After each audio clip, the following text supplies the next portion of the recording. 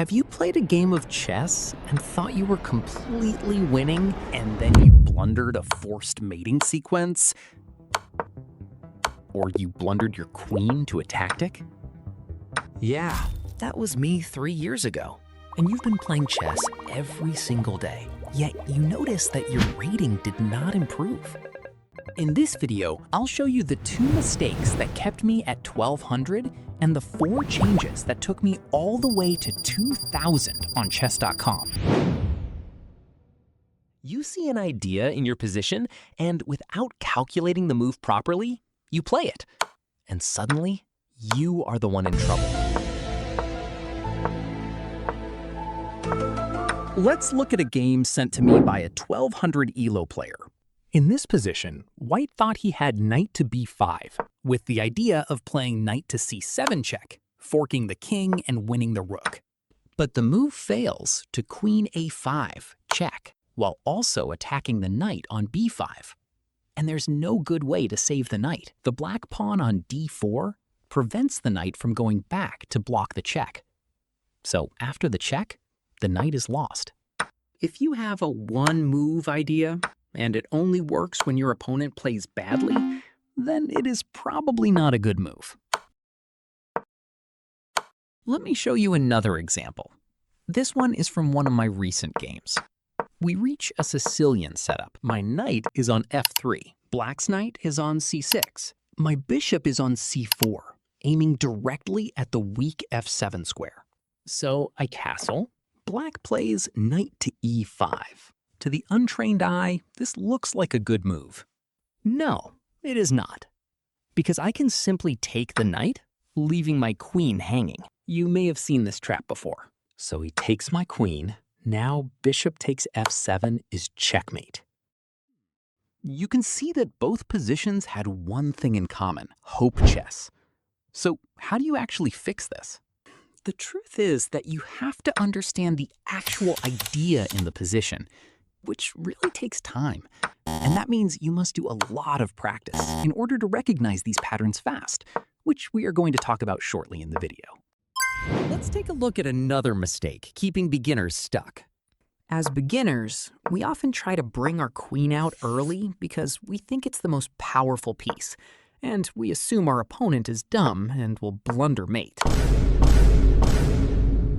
But your queen is not an attacker, especially in the beginning. She's most likely going to become trapped. Let me show you what I mean from a game I played before. I start with e4, and my opponent responds with e5. I bring my queen out early to f3. Then my opponent develops normally with knight f6. So what I do next is play bishop e2. The idea behind bishop e2 is simple. I want to bring my queen to the g3 square later, eyeing the g7 pawn and preventing any knight h5 attack on my queen. For example, if my opponent plays something like a pawn move, I can play h3 just to prevent any bishop from coming out and creating problems for my queen. Then let's say black continues with bishop e6. I defend my pawn, keep my position solid, and I'm still holding on to my idea with queen to g3. Then black plays bishop e7, preparing to castle. Then I play queen g3, attacking the pawn on g7. Black castles to protect the pawn. Once my opponent castles, I bring my bishop out to h6. Now you can see why I played bishop e2, because it stops the knight from jumping to h5 and interfering with my plan. So in this position, if black plays almost anything careless, that's just checkmate. And if they try something like g6, I simply take the rook and I'm winning material. But here's the problem. This only works if your opponent plays badly. Let's go back to the real position. After bishop e2, my opponent didn't play those passive moves. He continued with knight c6. I played pawn to d3. Then he played the correct move, knight d4, attacking my queen. And now, instead of rethinking the position, I played queen e3. But that was a mistake, because after queen e3, there is knight c2 check. A fork on my king, queen, and rook. And just like that, I lost my queen.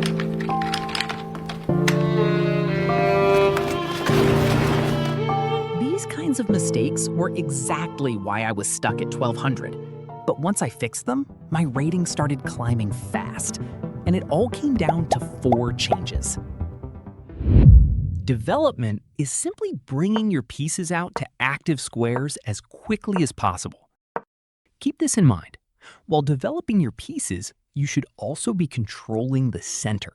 That means you have to push your pawns forward. Not this way, but this way.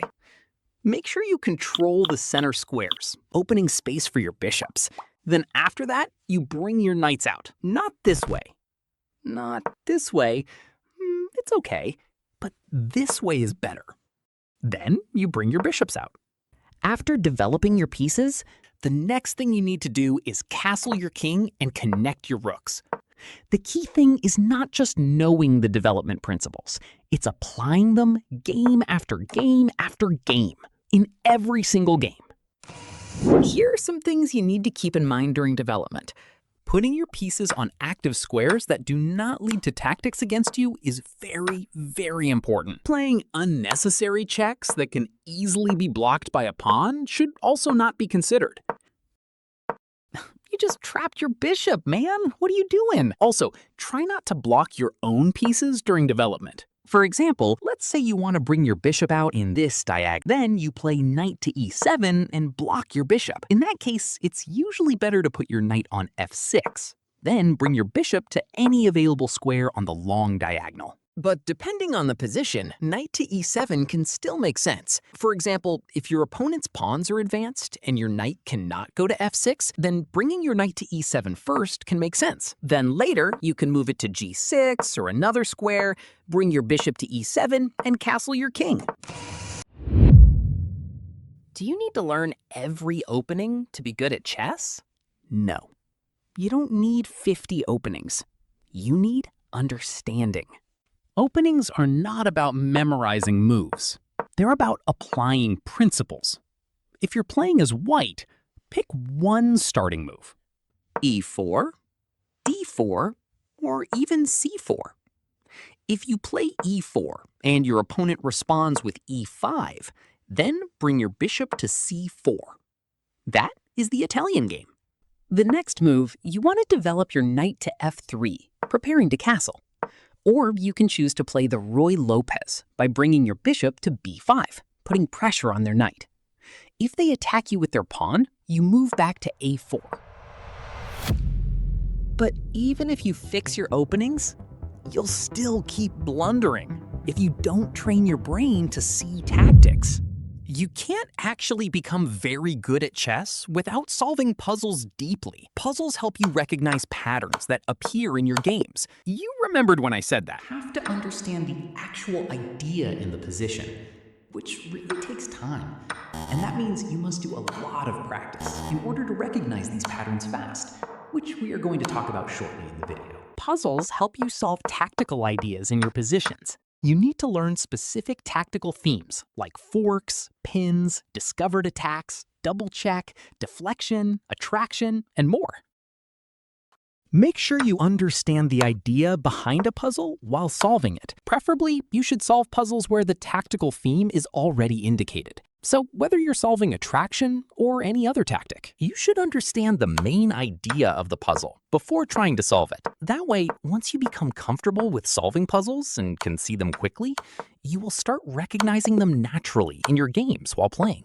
There are a couple of websites you can use to study these puzzles. You can use chess.com, which offers a lot of puzzles, especially if you have a premium subscription. But even with a free account, you can still solve puzzles. There are also other websites where you can study puzzles for free. Lichess and Chess Tempo, which are very good for tactical training. But Lichess is very good for solving puzzles because you can select different puzzle themes of your choice. You can choose to solve puzzles based on attraction, different mating sequences, openings, or different tactics like forks, zugzwang, and more. I will personally recommend Lichess. Okay, if you made it up to this point in the video, I specifically left this last one for you because it's often overlooked. This was something I developed as part of my training process. It came from solving lots of puzzles, and that is playing longer time controls. The patterns and ideas in a position are really hard to find sometimes. Most times, it requires you to actually sit down and think deeply about the position. So playing shorter time controls will not really give you enough time to properly calculate positions. If not, you're just going to lose on time. So it's very advisable to play longer time controls so that you can actually spot those patterns that you have seen before in puzzles. It's almost like solving a puzzle in a real game position. And I really advise you guys to play longer time controls on chess.com, like 15 plus 10 or even 30-minute games. If you enjoy even longer games, you can play 1-hour time controls too. I don't really recommend that for everyone, but 30 minutes or 15 plus 10 is already very good. Yeah, so I'm currently building a chess community on Discord where subscribers and other community members can send in their games for review. We also solve puzzles together and learn different tactics just to keep the community active. And I'll be dropping more videos in the coming weeks.